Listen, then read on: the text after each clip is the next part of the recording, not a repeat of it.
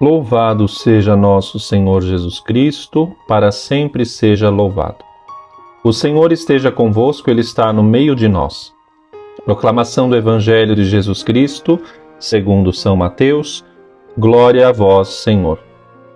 Naquele tempo, Jesus foi à região de Cesareia de Filipe e ali perguntou aos seus discípulos: Quem dizem os homens ser o Filho do Homem? Eles responderam: Alguns dizem que é João Batista, outros que é Elias, outros ainda que é Jeremias ou algum dos profetas.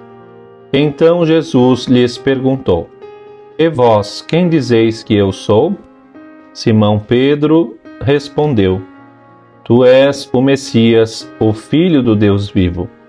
Respondendo, Jesus lhe disse: Feliz és tu, Simão, filho de Jonas, porque não foi um ser humano que te revelou isso, mas o meu Pai que está no céu.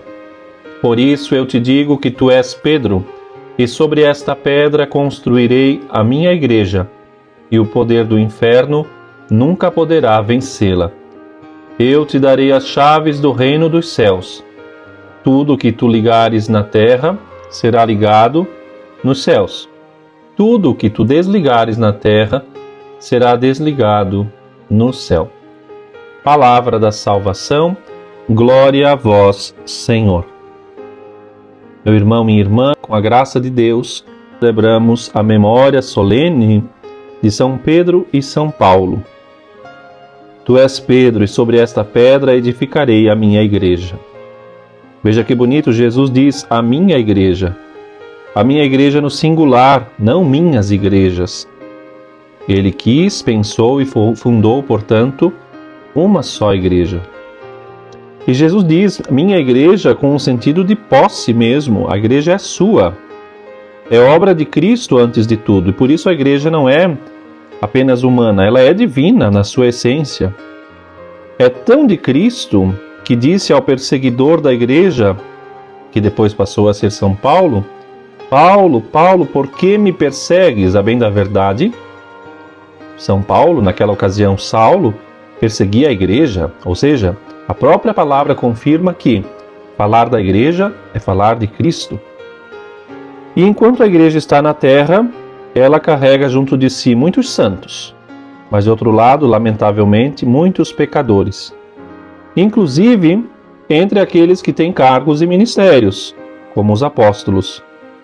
Contudo, devemos sempre distinguir o cargo de quem detém o cargo, a missão confiada de quem está realmente vivendo a missão. Exemplo, o padre, eu que vos falo, e o sacerdócio, graça de Cristo, que é um caminho de santidade. Os meus erros, os meus pecados, não mancham em nada a santidade do ministério que eu exerço. E assim, as palavras, tu és Pedro. Quando Pedro ouviu da boca de Jesus que lhe dissera, tu és Pedro, tu és pedra, tu és esta rocha firme, na qual eu vou edificar a minha igreja. E ao dar a Pedro um nome novo, de Simão passa a ser Pedro, eis também a sua missão e fundamento. Sobre esta pedra eu edificarei a minha igreja, tornando claro que Cristo então anuncia que vai edificar a sua igreja sobre uma pedra viva, o apóstolo.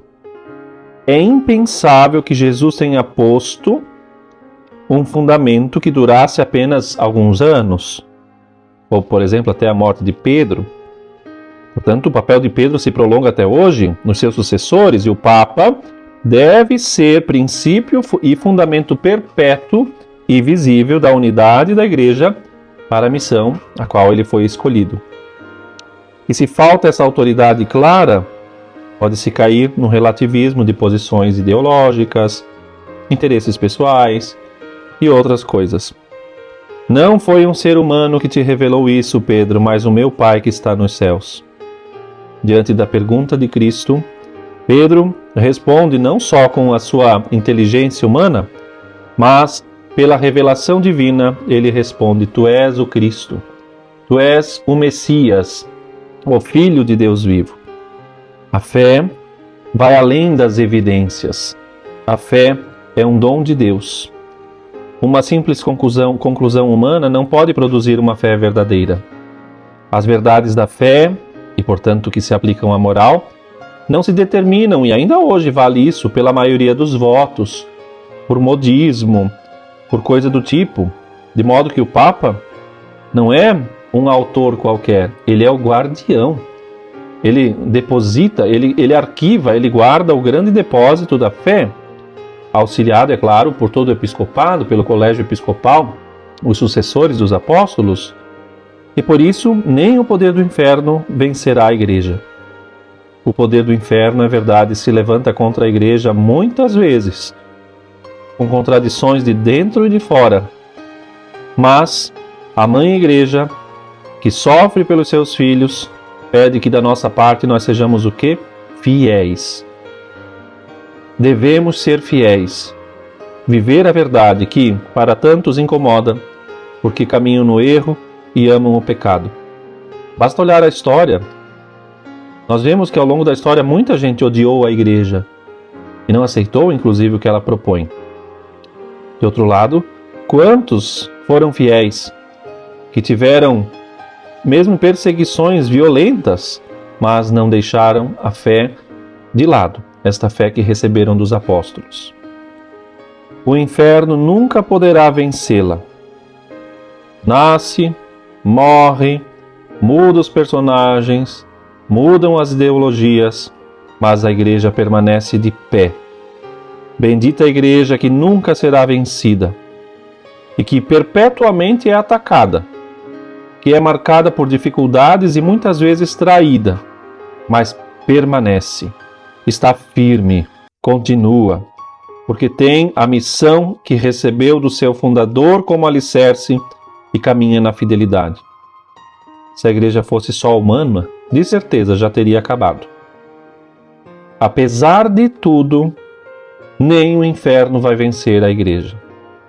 E seja qual for a situação que nesse momento nós vivemos, enquanto igreja, comunidade, paróquia, diocese, mundo, não importa. Seguimos confiantes na missão recebida do fundador. E nós, da nossa parte, o que faremos? Vamos melhorar a nossa fé. Vamos melhorar a nossa vida de oração.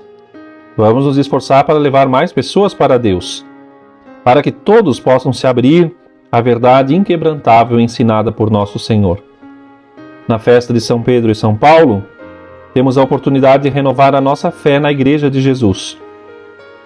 Um grande santo, São João Crisóstomo, antes de ir para o exílio, ele disse uma frase belíssima que pode muito nos ajudar nessa hora. Não há nada mais forte que a Igreja. Deixa, pois, de combatê-la para não destroçar tua força em vão. É inútil lutar contra o céu. Quando combates contra um homem, ou vences, ou serás vencido.